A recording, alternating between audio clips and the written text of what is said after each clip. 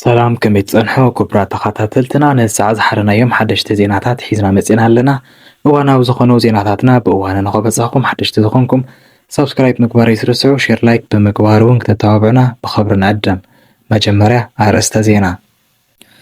ኣብ ኣዲስ ኣበባ ዝርከቡ ደለይቲ ለውጢ ዝበሃሉ ተወለድቲ ትግራይ ብዛዕባ ጽምዶ ትግራይን ኤርትራን ረኺብናዮ ዝበልዎ ሓበሬታ ቀሊሖም። ፌደራል መንግስቲ ናብ ትግራይ ከይኣቱ ዝሓዞ መሰረታዊ ኣገልግሎታት ትግራይ ብኻሊእ ኣንፈት ክትረክብ ምጅማራ ተሓቢሩ። ካብ ማዕኸናት ሚድያታት ትግራይ ካብ ኤርትራ ነዳዲ ኣቱ ከም ዘሎ ዝገልጽ ዜና ወፂኡ። ሰራዊት ትግራይ ፀረ ድሮን ቴክኖሎጂ ከም ዝተዓጠቐን ቀጻሊ ቃለ መሕተት ኣብ ሕሞራ ከም ዝግበርን ጀነራል ምግበይን ደገፍቱን ገሊፆም። ካብ ትግራይ ሎሚ ሓድሽ ነገር ዘለዎ ሓበሬታ ከም ዝተሰምዐ ዝገልጽ ዜና ወፂኡ። እዚኦምን ካልኦትን ዜናታት ኣለውና፣ ናብ ዝርዝሮም ክንሕልፈኩም። ኣብ አዲስ ኣበባ ዝርከቡ ደለይቲ ለውጢ ዝበሃሉ ተወለድቲ ትግራይ ብዛዕባ ጽምዶ ትግራይን ኤርትራን ረኺብናዮ ዝበልዎ ሓበሬታ ቀሊሖም። ከም ዝፍለጥ እዞም ደለይቲ ለውጢ ኢና ዝብሉ ኣብ አዲስ ኣበባ ዝርከቡ ኣካላት ሎሚ ኣብ አዲስ ኣበባ ኮይኖም ምስ ጸላእቲ ትግራይ ይሰርሑ ኣለዉ ተባሂሎም ክንገረሎም ጸኒሐ እዩ። ብፍላይ ብሕወሓት ከም ባንዳታትን ከም ካሓድትን ኮይኖም ሽሞም ክምዝገብ ተገይሩ ኣሎ። መሰረት እዚ ድማ እዞም ኣብ አዲስ ኣበባ ዝርከቡ ደለይቲ ለውጢ ኢና ዝብሉ ኣካላት ሎሚ ሓድሽ ሓበሬታ ምቅላሕ ጀሚሮም ኣለዉ። እቲ ሓበሬታ ድማ ከም ሰብ ጌርና ቀሊሕና የለና። ኣብዚ ሕዚ እዋን ኩሉ ትግራዋይ ዝቃለ ዘሎ ምእንቲ ህልውንኡ ድሕንነት ህይወትን ኢሉ እዩ። ትግራዋይ ካብቲ ጽምዶ ዝወለዶ ዘይተርፍ ኩናትን ዕፅዋን ከበባን ንምህዳም ዓዱ ሓዲጉ እግሩ ናብ ዘምርሖ ይብተን ኣሎ። በቲ ሓደ ገጽ ድማ ጉጅለ ፈትለ ጽዮን ብኤርትራ ቢልና እቲናዮ ዝበልዎ ነዳዲ ኣብ ዝተፈላለዩ ከተማታት ትግራይ ኣብ ዝርከባ ማድያታት ምርጋፍ ጀሚርና ኣለና እናበሉ ፕሮፓጋንዳ ይሰርሑ ኣለዉ። እዚ ዝኣተወ ነዳዲ ንህዝባዊ ወይ ንምምሕዳራዊ ኣካላት እንተይኮነስ ንወታደራዊ ዕላማታት ጥራሕ ክውዕል ውሳነ ምህላፉ እቲ ጉጅለ ናብ ሓድሽ ናይ ኩናት ምዕራፍ ንምእታው ኣብ ናይ መወዳእታ ምድላዋት ምህላው ዘርኢ ምልክት እዩ።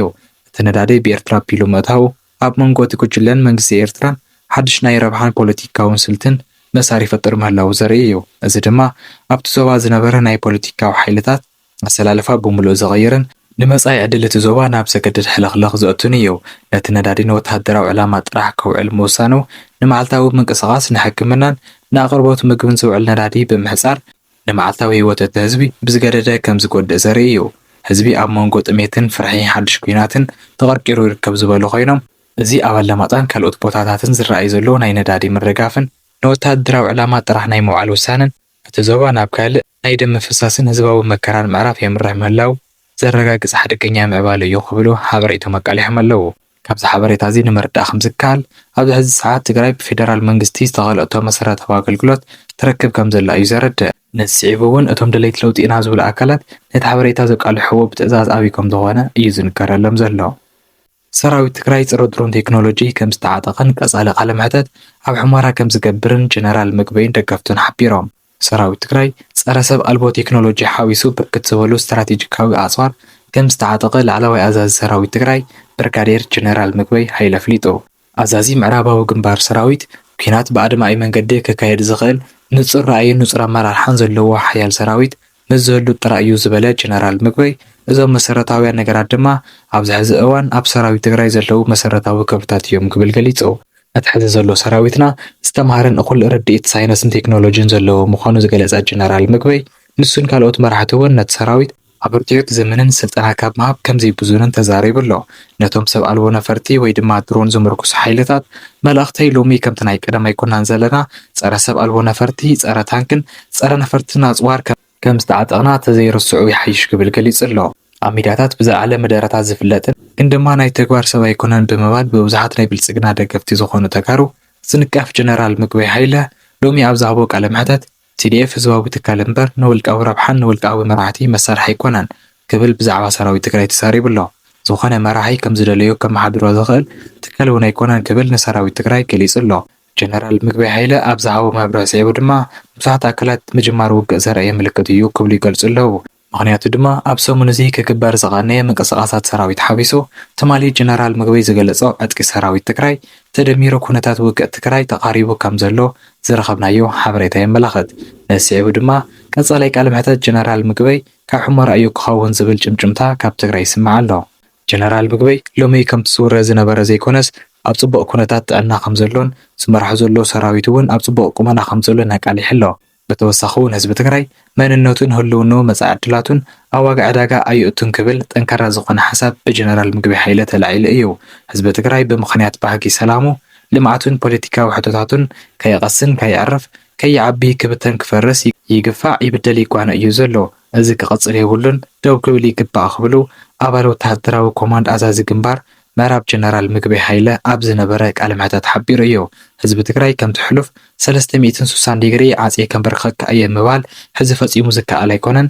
ህዝቢ ትግራይ ብመንነቱን ባህልዋትን ብመጻኢ ዕድላቱን ንዋጋ ዕዳጋ ዝቐርብን ዝደራደርን ኣይኮነን ክብል ጀነራል ምግበይ ሃይለ ወሲኹ ሓቢሩ ኣሎ። ህዝቢ ትግራይ ሰላም እየ ዝደሊ ስለ ዝበለ በደልን መግዛእትን ስለ ዝተቃወመ ሕግን ሕጋውነትን ይቕደም ስለ ዝበለ ሃገረይ ብዝብላ ዓዲ ይብደል ኣሎ። ህዝቢ ትግራይ ይጓነ ኣሎ።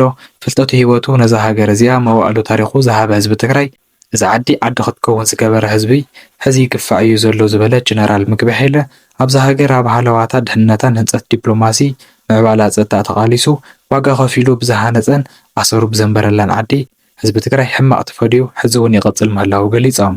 ህዝቢ ትግራይ ንምክፍፋል ህዝቢ ትግራይ ናብ ሽግር ከኣቱ ዳግም ካልእ ሸርሕታት እናፈሓሱ ናብ ደምነትን ኩናትን ነናዓርሱ ናብ ምክፍፋልን ከእትውዎ ብበዝሒ መልክዑ ይፈታተንዎ ኣለዉ። ህዝቢ ትግራይ ንኩናት ዝዕድም ድሌት የብሉን፣ ግን ድማ ደኺሞም እዮም። ነናዓርሶም ሰነይ ኣስኢኖም እዮም፣ ተኸፋፊሎም እዮም፣ ኢኮኖሚ ተዳኺሙ እዩ፣ መሓውሮም ተበታቲኹ እዩ ኢሎም ዝኣመኑ ጸላእቲ እዮም ንኩናት ዝህንጠው ዘለዉ ኢሉ። ህዝቢ ትግራይ ንኩናት ኣይሃርፍን። ንኩናት ዝዕድሙ ዘለዉ ግን እቶም ትማሊ ዝበደልዎ ዝገፍዕዎን ዘጓነይዎን ንኩናት ዝዕድሙ ዘለዉ ንሶም እዮም። ንሰላም ዝራኸብ መንገድታት ዓፅዮም ከም በርክኹን ክብቱንን ድሌቶም ከፈጽሙን ግፍዕታት ይገብሩ ዘለዉ ንሶም እዮም ክብል ገሊጹ። ትግራዋይ ሰላም እዩ ዝደሊ፣ ምስ ዝኾነ ከባብን ጎረባብትን ሰላም ኮይኑ ክነብር እዩ ዝደሊ። ህዝቢ ትግራይ ምስ ዝኾነ ጎረቤቱ ሰቡ ጥራሕ ዘይኮነስ እንስሳ እውን ተጎራቤቱ ክነብር ዝደሊ ህዝቢ እዩ። ምስ ኣምሓራ፣ ምስ ኤርትራ፣ ምስ ኣገው፣ ምስ ዓፋር፣ ምስ ሱዳን ብሓባር ብሰላም ክነብር ይግባእ ጥራይ ዘይኮነስ ክህልወን ክፅዕረን እየ ይብል ጀነራል ምግበይ ሃይለ። ሰራዊት ትግራይ ውላድ ህዝቢ ትግራይ እዩ። መቃላሲ ዕላምኡ ብዝግባእ ዝፈልጥ ትካል እዩ። ብዙሕ ፀገም ኣለዎ፣ ምክንያቱ ኣካል ህዝቢ ትግራይ እዩ ዝበለ ጀነራል ምግበይ ቲዲኤፍ ናይ ህዝብን ብፆትን ሓደራ ዘለዎ ማሕበረ ኢኮኖሚያዊ ፀገማት ዘየሰኩኖም ንሃለዋትን መንነትን ህዝቦም ደው ኢሎም ዝጋደሉን ኣብ ዓርሰ ምብቃዕ እዮም ዘለዉ ይብል ጀነራል ምግበይ። ህዝቢ ትግራይ ንህዝቡ ዝመስል ጉዳይ ትግራይ ዘገድሶ ካብ ጅግና ህዝቢ ትግራይ ዝፍጠር ሰራዊት ትግራይ ንምብታን ዝንቀሳቐሱ ኣካላት ድማ ዝጥንክር እምበር ዝፈርስ ሰራዊት የለን ኢሉ ኣሎ። ኣብ ዘበናዊ ውትድርና ዓቕሚ ኣተሓሳስባ እዩ ዝበለ ጀነራል ምግበይ ሃይለ ውግእ ዝውዳእ ብናይ ውግእ ኣካይዳ ዝውሰነ ኣተሓሳስባ እዩ ክብል ተደሚጹ ኣሎ። እዚ ኣተሓሳስባ እዚ ዝወነነ ድማ ኣብ ሰራዊትን መሪሕነትን ኣብ ትግራይ ኣሎ። ኣብ ቴክኖሎጂን ዘበናውነትን ዝውስን ዕላማ ድምር ውግእ ዓወትን ዝውስን ፖለቲካን ካብ ዝብገስ ዕላማታቱን ኣተሓሳስቡን እዩ ክብል መደረኡ ጠቓሊሉ። ክቡራት ተኸታተልቲ ነቲ ሰዓት ዝሓዝናዮም ዜናታትና እዚኦም ይመስሉ ነይሮም። ቻነልና ሰብስክራይብ ምግባር ከይትርስዑ። መከታተልኩም ነመስግን። ሰላም።